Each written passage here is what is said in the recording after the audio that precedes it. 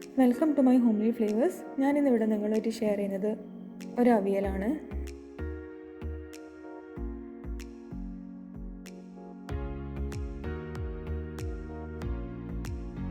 അപ്പം ഞാനിവിടെ അവിയലിന് എടുത്തിരിക്കുന്നത് മുരിങ്ങാക്കോല്, ക്യാരറ്റ്, കൊത്തവര, ബീൻസ്, പിന്നെ ചേന, ഏത്തക്കായ ഇതൊക്കെ ഇടാം.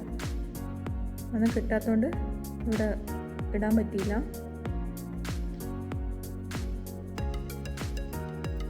പാവക്കയും കുറച്ച് ഇട്ടിട്ടുണ്ട് ഇതിൻ്റെ കൂടെ. പിന്നെ കുറച്ച് മഞ്ഞളും കുറച്ച് ഉപ്പും കുറച്ച് വെള്ളവും ഒഴിച്ചു കൊടുത്തു. കോവക്ക, മുരിങ്ങാക്കോല്, ക്യാരറ്റ്, കൊത്തവര ഉണ്ടെങ്കിൽ തന്നെ ഇത് ഉണ്ടാക്കാം. അതന്നെ നല്ല ടേസ്റ്റ് ഉണ്ടാവും.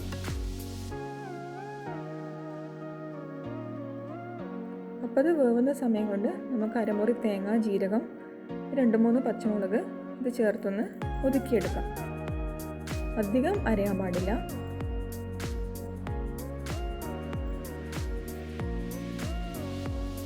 അപ്പം ഞാൻ ഇതിലെ വെള്ളം തന്നെയാണ് ആ ജാറിൽ ഒഴിച്ച് ഈ കറിയിലേക്ക് ഒഴിക്കുന്നത്. അതുകൊണ്ട് കുറച്ച് വെള്ളം ഞാൻ ഇതിൽ നിന്ന് മാറ്റി വെക്കും.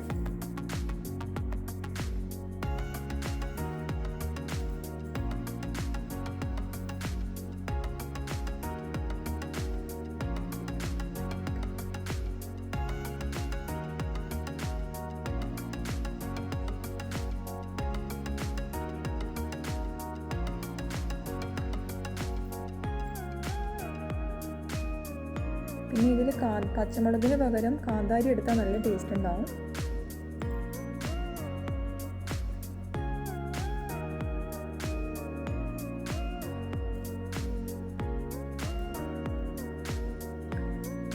പിന്നെ അത് തിളക്കുന്ന സമയത്ത് വെളുത്തുള്ളി ചതച്ചതും കറിവേപ്പിലയും ഒന്ന് ഇട്ട് കൊടുക്കുക. ഇതെല്ലാം ചേർത്ത് ഒരു തിള വരുന്നത് വരെ നമ്മുടെ ഗ്യാസിൽ വെക്കണം.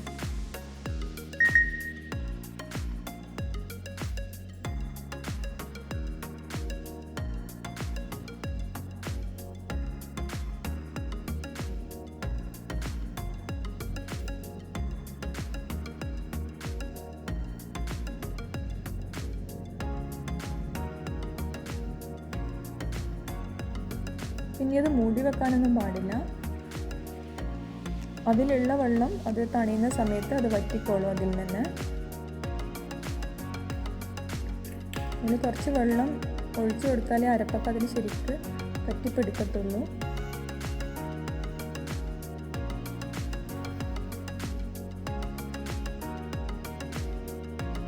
പിന്നെ അതേപോലെ തേങ്ങ കുറച്ചും കൂടെ അധികം എടുത്താൽ നല്ല ടേസ്റ്റ് ഉണ്ടാവും അവിയൽ.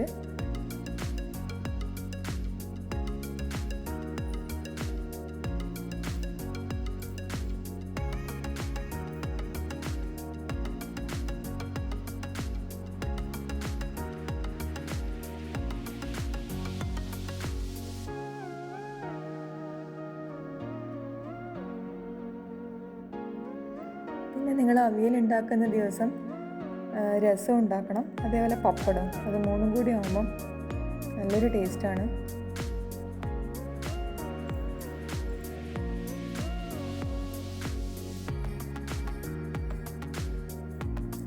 അങ്ങനെ തിളച്ചതിന് ശേഷം വെളിച്ചെണ്ണ ഒഴിച്ചു കൊടുക്കണം.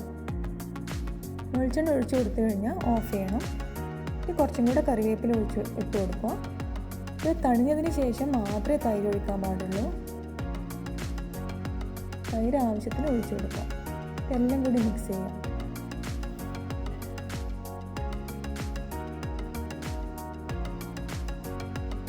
ഞങ്ങൾക്കിങ്ങനെ കുറച്ചൊരു ഗ്രേവി അതിൽ വേണം.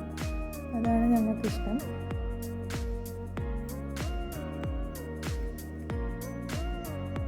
പിന്നെ ഇതിലേക്ക് ഈ പാത്രത്തിലേക്ക് ഇടുമ്പോൾ തന്നെ അതെല്ലാം ഒന്ന് വറ്റി സെറ്റാവും. അപ്പോൾ ഉണ്ടാക്കാത്തവരുണ്ടെങ്കിൽ ഒന്ന് ട്രൈ ചെയ്ത് നോക്കണം. Thanks for watching.